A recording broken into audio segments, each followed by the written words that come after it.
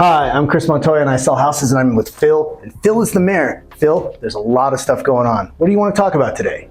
First of all, I'm happy to be here with you, Chris. I appreciate you doing this, and I know you do videos all over and throughout town on all kinds of stuff, and I appreciate what you do for businesses, etc. So I want to give kudos to you. Thanks, man. I think we've got an opportunity to really focus in on economic issues and in Cañon City and to make a difference with that.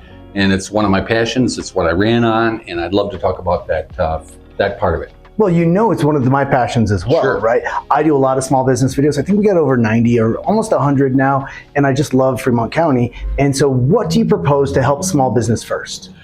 From the city perspective, we've got to get better at what we're doing, and that's the process stuff. So you can kill a business by extending things out that should take a short period of time, and they take a long period of time. And so we've got to do that.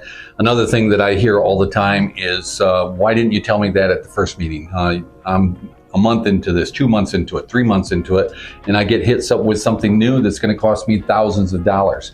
And I think we need to make some specific changes. And I can give you one on that I like, which is I think we need to pass a resolution that the city has only so long. Let's give it 30 days to review any kind of plan or something like that. And if it goes past that and it's not a life safety health issue, that's on us. We didn't catch it. We didn't tell you what was going on. And as a result, you can do what your plans call for, even if we didn't catch it. And to allow for that freedom for a business to move forward, a developer to move forward. I like it. That's awesome, in fact. So when we talk about business development, a lot of times I do hear the speed issue, right? It's so hard to kind of get something going in Fremont County. And then at the end, I got tripped up by something I was unaware of. And if they'd have told me at the beginning, it would have nullified this whole process. So when you think about, is it just Main Street we're talking about, or are we talking about a little bit more? Oh, we're talking about the whole city for sure. So development is happening 4 Mile and the Abbey and other locations and businesses, mom and pop shops, entrepreneurs who want to start here. Absolutely, all of it needs to be thriving. It's just not Main Street. Does Main Street need attention? Absolutely, it does. We've got more vacancies than what we need from there. And when you talk about it from the city's perspective, we generate sales tax by things happening. And so it behooves us as a city to move economic development forward, but just to do that also for the mom and pops and the entrepreneurs and the businesses who want to make some things happen in Cañon City. I love it. So you know what I like best about you as mayor right now? I love the communication.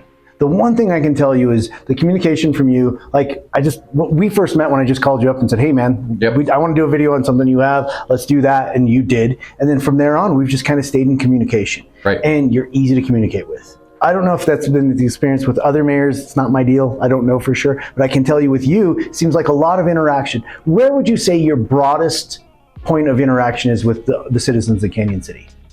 That's hard to say. Certainly I'm active on social media and I'm going to continue that. And I read other people's posts as well. It's not just my stuff that people are reacting to. I'm trying to get the vibe. Just as a point of that, Chris, I believe a elected official's job is to represent the citizens to the government and not become the government to the people. From an elected official standpoint. Obviously the mayor, there's sometimes you are speaking for the government, but my job is to represent citizens, and the only way you can do that is communicate. So I'm having coffees with people. I'm happy to speak at any organization. I'm doing here a video with you on the same token to get the message out, and having meetings. We just had a meeting last night on the pool issue and what's going on there.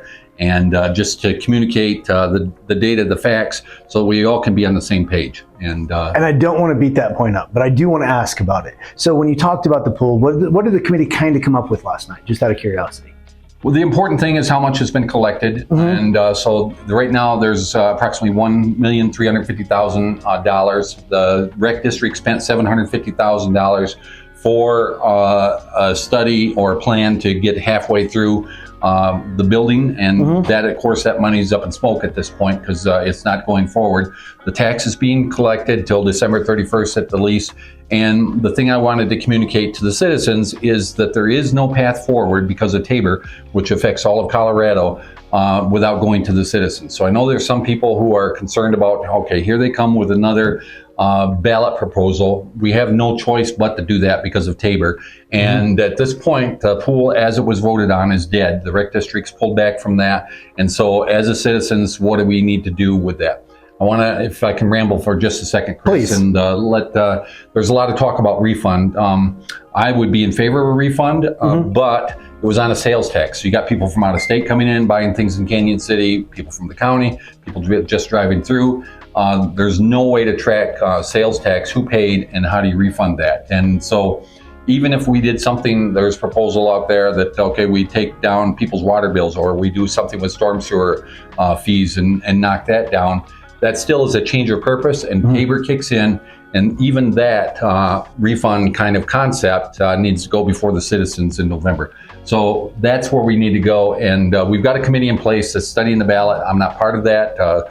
We've got 6 citizens who are on that, and I think they're going to come up with a good strategy. They're listening to people right now, and ultimately it's the citizens who are going to vote on exactly where those funds go to. So the punchline is, it's not as simple as just cutting a check. The government can't just cut a check back to the people, because we don't know which people we're cutting a check to, right? That is correct. And again, you're diverting those funds, and that kicks in Tabor. And so citizens have got to be part of that. So now is our opportunity as citizens, for us to kind of voice what we might want with that money. 100%, and with some urgency, because we've got a deadline of September 1st, so we have to have the ballot language in place and everything else.